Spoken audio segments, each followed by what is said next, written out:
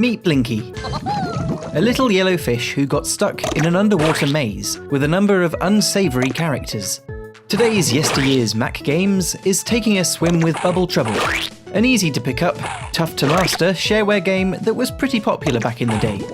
While not necessarily the best game that Ambrosia published, that would be Escape Velocity, it is, however, probably the most recognisable of the Ambrosia titles, and good fun to play.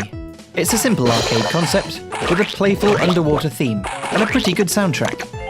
The game was written by Alex Metcalf and David Waring, using the MetroWorks Code Warrior environment, and spanned multiple generations of Macs, starting off requiring a modest 68020 processor and Mac OS 9. It'll run on an LC, with a few of the effects turned off. It eventually got a native port to OS X, and can be played on Macs running 10.3 to 10.5, and probably 10.6, with Rosetta PPC emulation. Bubble Trouble can switch the resolution of the Mac, and stretch out to fill the entire screen. Not as common as you might think for Mac games of the 90s, but because of this, if you have a monitor larger than 1024 by 768, you will need to raise the game's memory allocation. Once that's sorted and the game is booted, you're greeted with a fairly typical main menu. The cursor does leave stars behind it, which is kind of cool. Controls are nice and simple: up, down, left, right and push. The first four are self-explanatory, and the push button is what you use to launch a boulder, or curl or whatever the heck it is, across the play area to make fish sticks out of whatever hostile should meet it on its travels. If there is something behind the boulder, attempting to give it a shove will destroy it. The bulk of points, however, come from pushing the blocks and squashing the hostiles. You'll gain 200 points per splat, which will double for each additional kill with the same rock. Get 3 and your character will emit an interesting utterance on account that fish don't actually breathe. The best opportunity for achieving this is usually when the player has 2 blue or pink blocks next to them. These bounce 2 or 3 times depending on the colour, and bounce even more if they hit another one while in motion. Further bouncing will occur if 2 blocks of whatever sort are fired at one another. This can usually lead to a lost life on your side, so careful not to fling anything at enemies that are about to push something themselves. So it's not the most diverse cast of adversaries here, but each enemy type does have their own behaviour. The blue fish are around for early levels, and swim around slowly. The worms and sharks push blocks, but it takes them a little bit of time to do so, which means you can get out of the way if you notice one has stopped. Sharks also fire immobilizing bubbles at Blinky, so try to stay out of their line of sight. Starfish are the nastiest. They're speedy, push quite a lot of blocks about, are somewhat unpredictable in their movement, and occasionally spawn in randomly in early levels. Once the starfish start showing up under normal circumstances, the game gets very frantic indeed. All the enemies, bar possibly the fish, home in on you, so you can't necessarily wall yourself in and play defensively.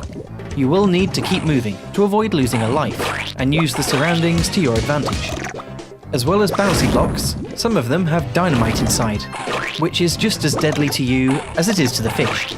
The pink variants have a 2-block explosion radius, so pushing them a single square forward will blow Blinky up, alongside whatever else is swimming around nearby. Getting a high score in Bubble Trouble then does require good fortune, alongside skill. A long playthrough where a high level is reached won't necessarily result in a higher score, in comparison to a shorter one where multipliers and bonus enhancements have been picked up. The 3 diamond blocks can be pushed into one another to net 5,000 points and stop all enemies in their tracks, making these an easy way to rack up the points in earlier levels. I found it was a lot harder to do this as the enemies progressed to sharks and starfish. I had to put all my attention on keeping as far away from them as possible and lining up the shots. The high score, however, is the aim of the game, and the original Bubble Trouble even came with a little splash screen at the end of a playthrough, inviting you to submit your score code to a competition. You could email the score code in, or put it in an envelope and send it through the postal system. Fax was an option too. I wonder what that number does now. My most successful game netted me a score of 111,519 points, which I'm sure would have been nowhere near whoever won this. This was mostly due to a couple of lucky multipliers, coupled with more points added to the bonus, which slowly ticks away as a level drags on. I can't say this would be the case for other players, but for me, way more deaths than I would have liked were a result of bouncy blocks.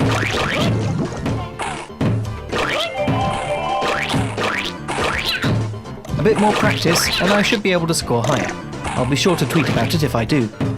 That's the general gist of Bubble Trouble then. It's well worth a shot, and while Ambrosia's site is still up, it is in an advanced state of neglect. At time of recording, the downloads don't work, so you'll need to potter over to the Macintosh repository to bag a download. I'd like to give a quick shout out to Greebles as well, because it's very similar and happens to be my personal favourite piece of Macintosh shareware. This game takes the same concept, but complicates it up a bit, by adding many special blocks that do things when pushed or crushed. It's a superb game, and if you like Bubble Trouble, Greebles is a must-play. I covered it years ago before I had proper kit to do this sort of thing. Video quality is, as a result, utterly abysmal. But the info is there. I'd still say it's worth a watch. For a review of another Ambrosia game, they published quite a few. Check out the one I did on Barrack. That's it then for this edition of YY's MG. Thanks for watching, and see you next time.